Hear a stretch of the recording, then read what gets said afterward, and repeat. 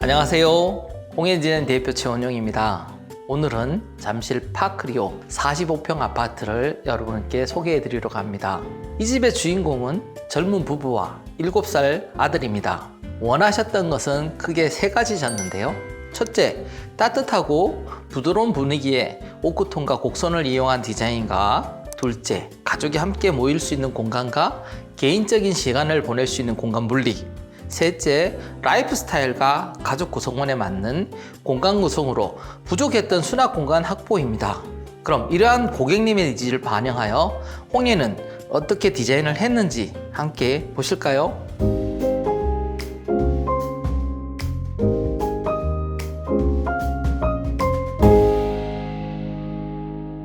이곳은 현관입니다. 신발장은 전체를 키 큰 장으로 채우기보다는 중간에 오크 색상으로 포인트를 준 오픈장을 두어 디퓨저나 차키처럼 자잘한 물건을 수납할 수 있도록 했고, 외출 전 모습을 편안하게 확인할 수 있도록 전신 거울을 설치하였습니다. 중문은 프레임 없는 강화유리 제품을 선택했습니다.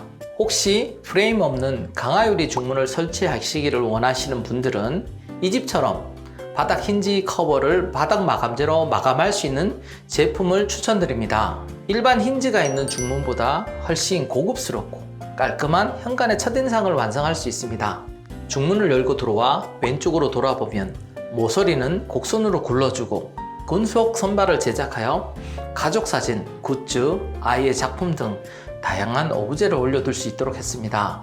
저는 이 공간의 디자인을 보면서 곡선 벽체의 부드러움, 간접 조명의 따뜻함, 그리고 심플한 금속 선반이 주는 고급스러움이 이곳에 사시는 가족의 분위기와 참 잘 어울리는 디테일이라고 생각이 듭니다. 여기서 하나, 이 가족은 수납을 알차게 하고 싶다는 니즈가 분명했는데요. 왜 이곳에 수납장이 아닌 디자인 선반을 제작했을까요? 그 이유는 바로 이 뒤편에 있습니다. 홍해는 아이방을 활용해 현관 창고를 만들었습니다. 혹시 이 영상을 보시고 현관 창고를 계획하시는 분이라면 잠실 파크리오처럼 직사각형의 긴 방 구조에서 활용할 수 있는 방법이라는 점을 참고하시면 좋을 것 같습니다.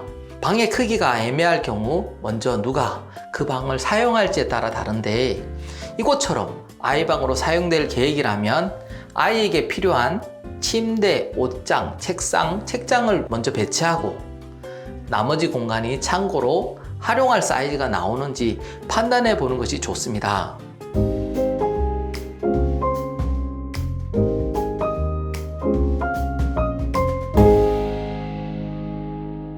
이곳은 아들방입니다. 아이들 방을 계획할 때는 침대와 책상을 분리하거나 침대를 등지게 하는 게 좋은데요. 이 공간에는 아치형 파티션을 세워 작은 아지트 같은 분위기로 침실과 학습 공간을 자연스럽게 나누어 주었습니다. 공간의 디자인 디테일을 살펴보면 침대는 단상으로 만들고 마감은 마루로 일체감을 주었습니다. 조명은 눈이 부신 다운라이트 대신 디귿자 간접 조명을 시공해 아지트 같은 침실 공간이 더욱 부드럽고 아늑해지도록 만들었습니다. 침대 앞에는 수납장을 두었고 중간을 오픈하여 가습기와 소형가전을 둘 수 있도록 했습니다. 단상을 만들면서 비밀번호로 설정하는 방범, 방충망을 설치해 가장 중요한 안전 요소도 챙겼습니다. 하부 콘센트는 기본이죠. 그리고 추후 책상에 들어올 공간 옆에는 아이가 만든 레고나 인형들을 전시할 수납장과 자잘한 물건들이 많은 아이를 위해 서랍을 많이 만들었습니다.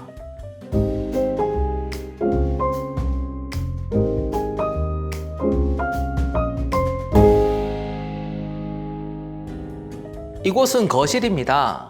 이 집을 바꾸면서 가장 중점을 둔 부분 중 하나는 가족들이 함께 모여 즐겁고 행복한 시간을 보낼 수 있도록 거실과 한쪽 벽체를 철거해 멀티룸을 새롭게 구성했다는 점입니다. 공간은 나누되 답답하지 않도록 거실과 멀티룸 사이에는 개방감이 있는 유리 슬라이딩 도어를 시공했습니다.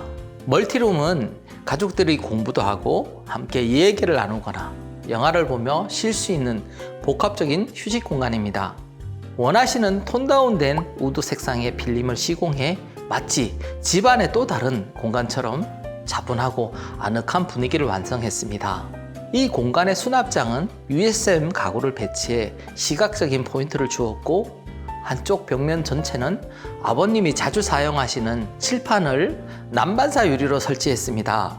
이 난반사 유리는 빔 스크린 대용으로도 사용할 수 있는데, 가족들이 함께 모여 영화를 감상할 수 있는 공간으로도 활용됩니다. 창가 쪽으로는 단상을 만들어 주었는데요. 이 공간에서 아이와 함께 누워 책을 읽거나 보드게임을 하거나 잠시 낮잠을 잘 수 있는 작은 일상들이 오가는 다용도 공간입니다. 단상 위에 일부분에는 벽을 파서 금속 선반을 넣어 주었는데, 디퓨저나 취미로 모으시는 굿즈 제품 등을 올려둘 수 있도록 했습니다. 특히 이 선반은 거실에서 하단을 바라볼 때 함께 보이기 때문에 전체 공간에 시각적인 포인트를 더해주는 역할도 합니다. 철거할 수 없는 기둥 사이를 이용해서 멀티룸과 거실 양쪽에는 모두 보이는 플랜테리를 구성해 포인트를 주었습니다. 이 플랜테리에는 상부에 길게 떨어지는 펜던트를 설치하였고, 멀티룸에서 볼 때는 단상과 어우러지도록 매립형으로, 거실에서 볼 때는 아래 부분을 오돌토돌한 타일로 마감했습니다. 거실에서의 또 다른 큰 변화는 우물 천정입니다. 기존에는 우물 천정에 스프링클러가 거실 천정 안쪽으로 들어와 있어서 굉장히 답답한 구조였지만, 스프링클러를 이사를 하여 기존 것보다 크고 깊이감 있는 우물 천정을 만들었고, 간접 조명과 실링팬을 더해 한층 더 넓어 보이고 세련된 거실 분위기를 완성했습니다. 이제 가족들이 많은 시간을 보내게 될 주방으로 가보실까요?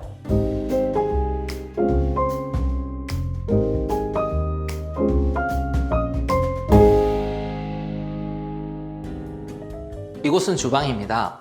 주방은 이 집에서 가족에게 중요한 공간 중 하나입니다.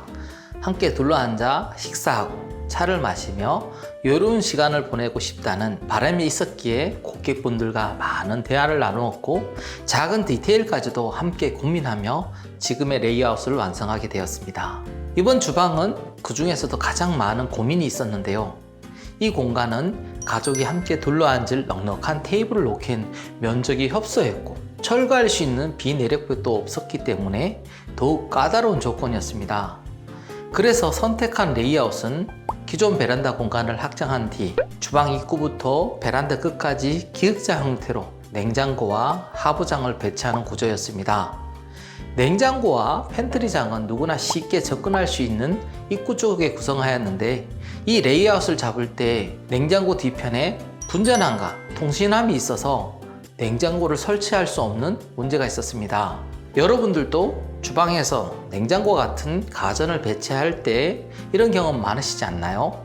그래서 저희는 분전함은 냉장고 상부장으로 옮기고 통신함은 맞은편 방에서 여는 방법으로 해결하였습니다. 그리고 인덕션과 싱크볼은 창가 근처에 배치해 환기까지 고려하였고, 하부장을 따라 안쪽으로 들어가면 세탁기 공간도 함께 구성하게 되었습니다. 다이닝 공간은 메인 주방 쪽에 따로 마련해 가족들이 여유롭게 식사하고 차를 마실 수 있도록 했습니다. 벽면에는 커피 머신이나 작은 오븐 등 소형 가전을 올려놓을 수 있는 하부장, 상부에는 튼튼한 목공 선반을 만들어 다이닝 공간에 필요한 컵과 그릇 등을 수납하고 오브제 등을 진열할 수 있도록 했습니다. 색상은 멀티룸과 다르게 밝은 오크톤의 도어를 하부장에 사용해 식탁과 일체감을 주었습니다. 싱크볼과 인덕션이 들어가는 곳에 벽 타일은 모자이크 타일을 넣어주고 카티파티 콘센트를 넣어주어 작은 포인트를 더했습니다. 주방에 카티파티 제품이 한 군데 더 들어갔는데요. 바로 주방 입구 스위치입니다. 둥글게 마무리해준 벽끝과 카티파티 스위치는 정말 잘 어울리지 않나요? 이처럼 예쁘고 따뜻한 느낌을 주는 공간에서 가족들이 맛있는 음식과 차를 마시면서 나누는 대화들과 행복한 시간은 이 집을 밥 먹고 잠자는 단순한 공간이 아닌 사랑과 추억이 쌓여가는 삶의 보물 상자로 만들어줍니다.